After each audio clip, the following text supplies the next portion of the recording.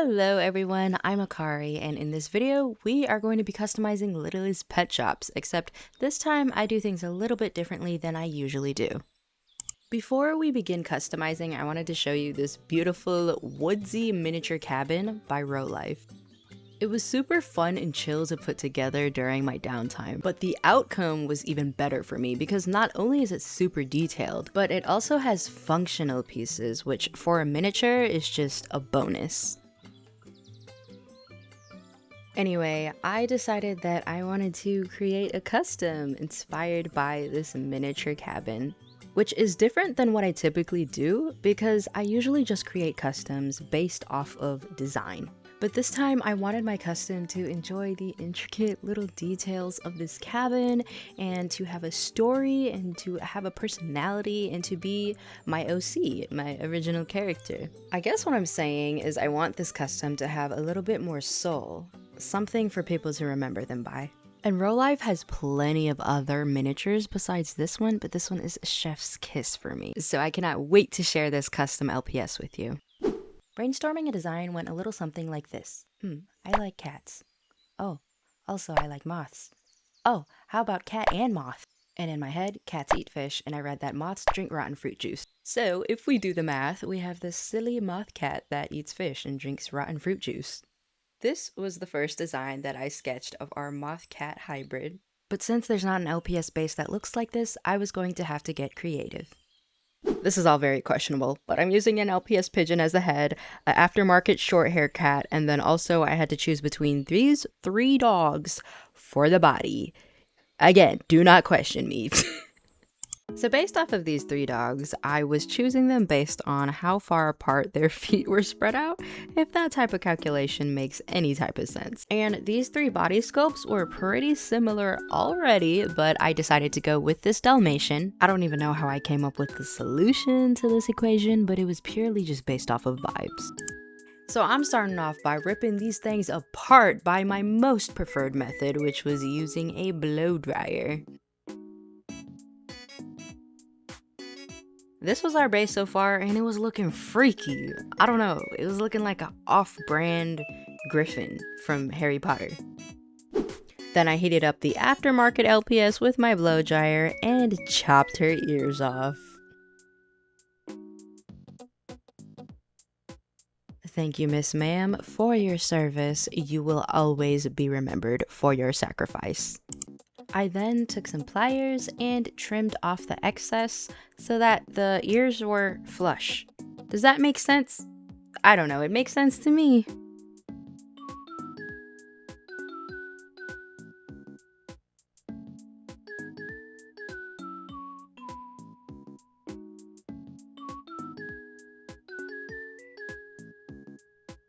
So now I heat the pigeon and I make fried pigeon.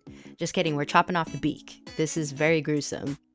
I should actually just make a compilation video of all of the LPS that I have brutally dismembered. Now that the beak was chopped off, I'm using my nail drill and sanding it down for a flatter surface, and then taking a fine grit sandpaper and smoothing it down just a little bit more. Can you see the vision yet? Please tell me that you do. So because the pigeon head attached to the Dalmatian body looked a little long-necked, I'm trimming it down. And because I trimmed it down crooked, I'm using my nail drill to straighten it out the best that I can.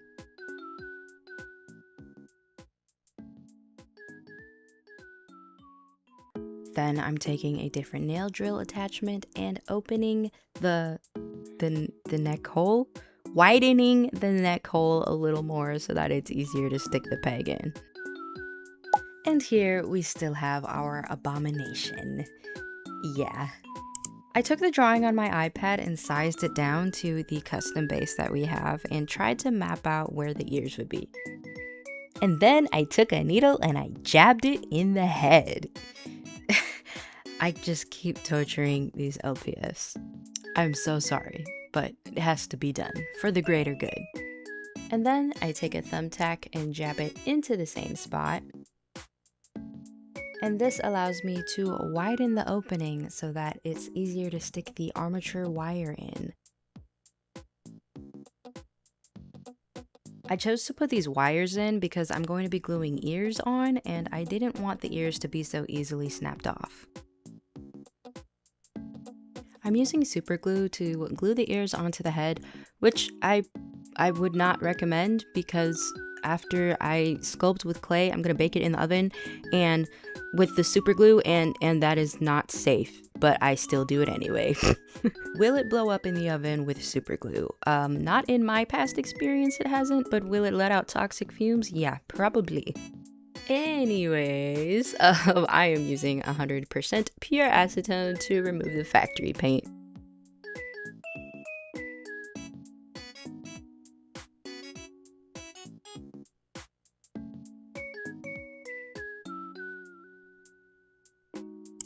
Okay, so far it was looking like a little alien cat, but trust me, trust the process, we're getting there.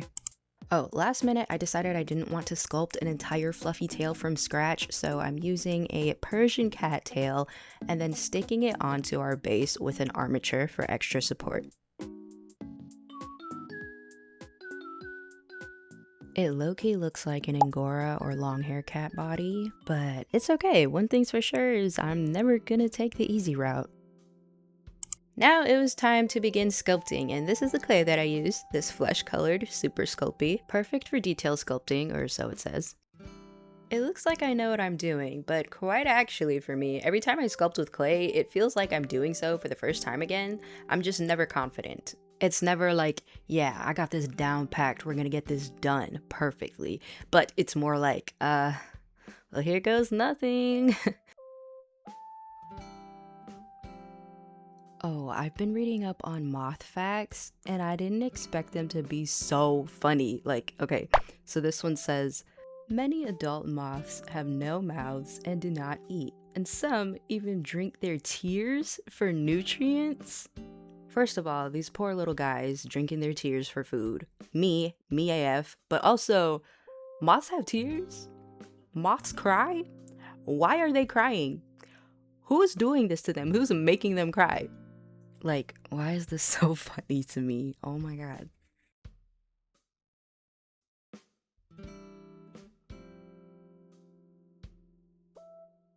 And this was me realizing that the position of the ears on my base was lower than how I had it on my drawing. Okay, this is why I don't plan my customs out ahead of time, because now it's bothering me that it doesn't look the same. It's okay though, because it still looks cute, probably even better than I had planned actually. And here I'm adding clay to make sure that the body and the tail blended in together a little more seamlessly. I was shocked here. I was like, wow, I did a good job. And I've been getting all the sculpting right on the first attempt so far. I ended up adding extra armature into the body so that we could support these extra legs a little more. And this looked funny to me. I don't know. I was like, why do you look like that? You look so silly. I thought I was gonna be smooth sailing from here, but I actually ended up redoing the legs like 5 times. I remember beginning the leg sculpting at about 1 p.m. and finally finishing around 4 or 5 p.m. Yeah, this is not a joke. I did not come here to play. Lo and behold, my blood, sweat, and tears. No, it looked really good though. I was really proud of myself here. When adding sculpting, it's just really hard to keep the integrity of the LPS. And now I am hardening the clay by baking it as the directions on the package says to do so. Not because I am done sculpting, oh no, there's still a lot left to go, but it is because I don't want to mush the sculpting I've already done when I add more clay. Then it was time to sculpt the face. I actually wasn't nervous about sculpting the face, but more so about sculpting the legs for some reason. I don't know, make it make sense because the face is the star of the show, so I probably should have been more nervous about sculpting the face. Oh, and another moth fun fact, some moths look like bird poo to avoid their predators. Do with that information what you will. This is what I came up with, but for some reason I didn't like it. Just something about it was off to me.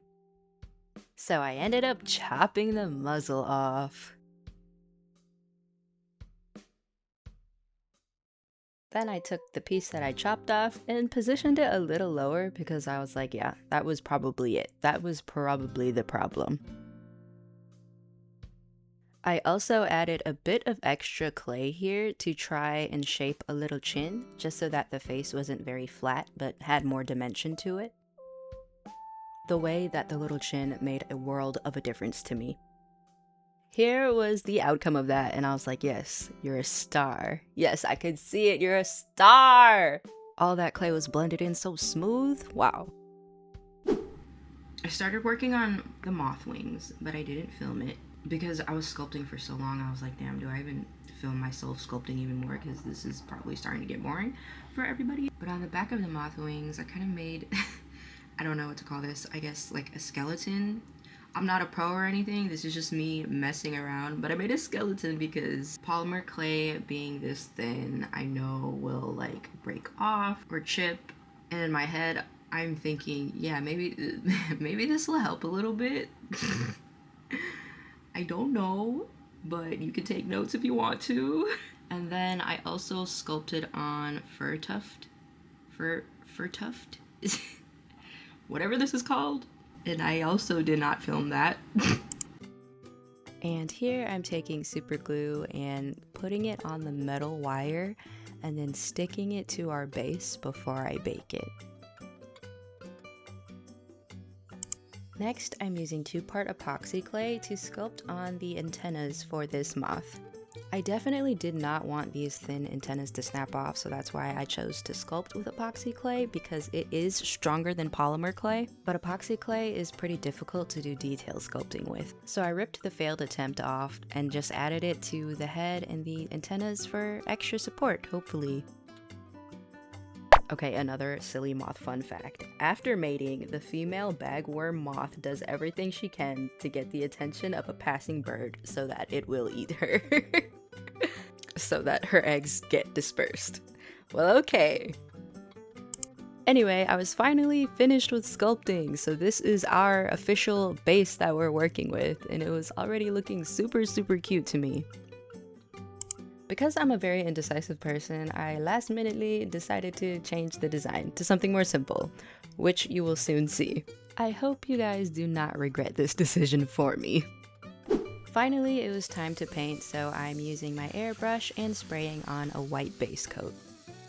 So in the creation process, I was also thinking about what type of personality this character should have. So I liked the idea of Moth Cat having a personality mixture of Ice Bear, but then also a mischievous and menacing personality like Louise Belcher. Just a quiet and chill guy that low-key messes with people all the time because it's funny. Anyway, I chose this cream color as part of the new design that has yet to be revealed, and then I airbrushed some browns on and it was looking like a toasted marshmallow. So cute. Then I took that same cream color and just cleaned up the splotches from the airbrushing. Okay, last moth fun fact that I will annoy you with. When an elephant hawk moth caterpillar feels threatened, its body swells up to the shape of a snake's head. Bro, why are you self-destructing? Okay, I'm so sorry. That was the last one, I swear. It's just like, who knew moths could be so silly? What the heck? Anyway, with this many legs, I decided to take the opportunity to add to the cuteness with very many toe beans. If I were to ever make merch of Moth Cat, it would definitely have to have 18 toe beans. Now it was time to paint the wings, in which I decided to go for a teal color, and I should have kept the body and the head separate so that it was easier to paint the wings, but we're learning! And here I'm painting a random design onto the wings, hoping that it would look mothy, moth-like, hoping that it would look like moth wings and not butterfly wings. I've actually never seen a vibrant colored moth in real life, just the brown ones that are annoying and fly right into you. Compared to the tiny brown ones though, I know that the vibrant colored moths are actually like really big, which is beautiful, but if they are going to be flying into me, then no, not beautiful at all.